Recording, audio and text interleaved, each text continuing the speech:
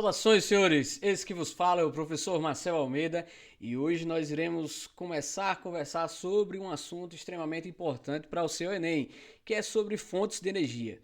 Mas a gente primeiro precisa compreender o que é energia. Vou colocar aqui 4 pontos importantes para a gente começar a debater. Energia. O que é que você entende sobre energia? A gente pode ter dois viés de entendimento. Primeiro, energia enquanto necessária para o nosso corpo e enquanto energia necessária para a movimentação da indústria, por exemplo. Se a gente for analisar a grosso modo, é a mesma interpretação. Então, a energia a gente pode entender como a capacidade de realizar trabalho. É dessa forma que a geografia entende a energia. A nossa capacidade de realizar trabalho enquanto energia para o nosso corpo e a capacidade de realizar trabalho, produção, no que tange à indústria, por exemplo. A indústria necessita da energia. Então, o entendimento do primeiro de energia que a gente precisa entender pauta-se na capacidade de realizar trabalho. Tranquilo nesse primeiro ponto? Vamos para o segundo para a gente poder compreender. Vou colocar aqui, ó, homem primitivo e homem tecnológico. Senhores, vamos analisar da seguinte forma.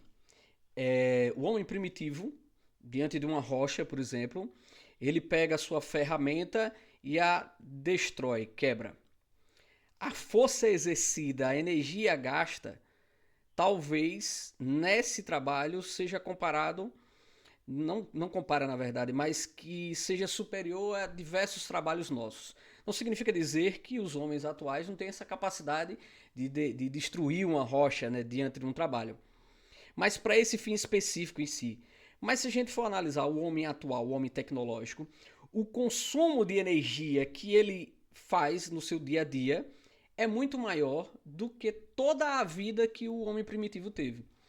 Porque se a gente for analisar enquanto energia nossa específica, o nosso corpo, a quantidade de calorias, a quantidade de energia que é ingerida na nossa alimentação é muito maior do que aquilo que o homem primitivo consumia. E se a gente for acrescentar aquilo que não é energia de maneira direta do nosso corpo, mas de maneira indireta, no que tange, por exemplo, aos eletrônicos dos quais nós fazemos uso, ou, por exemplo, no que tange aos veículos que nós utilizamos, os meios de transporte, ou diante do nosso trabalho exercido nas nossas funções, o consumo de energia, sem dúvida nenhuma, é muito superior. Em um dia só, eu posso dizer até uma hora só apenas de trabalho, muito maior do que toda uma vida do homem primitivo. Então a gente precisa entender isso. Quanto maior a evolução, maior o consumo. É a primeira conexão que a gente vai fazer diante desse tema. Vamos para o terceiro ponto, para a gente poder compreender mais ainda. Deixa eu colocar aqui para vocês. Diversidade, consumo e desenvolvimento. Senhores, esse tripé, a gente consegue, através dele, compreender se um país é desenvolvido ou não. Quanto maior a diversidade for da sua matriz energética, adendo aí, pessoal, quando falo matriz energética, eu quero dizer todo aquilo que é extraído das fontes renováveis ou não renováveis, que retira do meio ambiente toda a sua capacidade de energia. Por exemplo, a matriz energética do Brasil é o petróleo.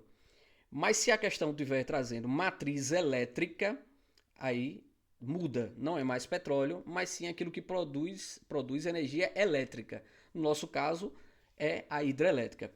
Pronto, fechando isso aí. Quanto maior a diversidade for de energia e quanto maior for o consumo, mais desenvolvido é este país que nós estamos analisando. Então a principal comparação é essa. Quando a gente tem uma diversidade de energia fomentando é porque há uma necessidade muito grande de demanda, de consumo. Então quanto maior o consumo também, maior o desenvolvimento. Eu estou analisando a nível país, mas se eu quiser analisar a nível pessoa, da mesma forma também. Quanto maior o consumo que ele tem, maior o seu padrão de vida, maior o seu padrão econômico, não é? Quando a gente pega uma pessoa, por exemplo, da zona rural, menor padrão econômico, menor consumo de energia. Quando a gente pega um cara da área urbana, de uma classe alta, ele tem maior consumo e, consequentemente, maior recurso financeiro. Então a gente consegue fazer essa conexão atrelando apenas a energia. Quarto e último ponto para a gente poder fechar essa aula aí é a eficiência. Senhores, a energia ela precisa trabalhar em 3 frentes: meio ambiente, economia e sociedade. Meio ambiente, lógico, para que possamos ter um desenvolvimento econômico, do qual detém o crescimento econômico e o desenvolvimento sustentável em uma única palavra. Então, analisar de maneira que possamos evoluir e degradar menos o meio ambiente. No que tange a esta economia, para que o desenvolvimento ele possa ser contínuo da nossa sociedade e, lógico, já falei, sociedade, fazer com que todos usufruam do desenvolvimento trazido diante da economia crescente. Tranquilo? Então esse tripé de eficiência, de equilíbrio, ele precisa estar presente no que tange a nossa análise de energia. Ela precisa trazer uma maior segurança ao meio ambiente, um maior desenvolvimento econômico e uma maior evolução à sua sociedade. Tranquilo? Forte abraço, curta aí esse vídeo, compartilha, se inscreve no nosso canal, faz tudo aí que é possível. Tranquilo? Forte abraço, até a próxima, fica com Deus!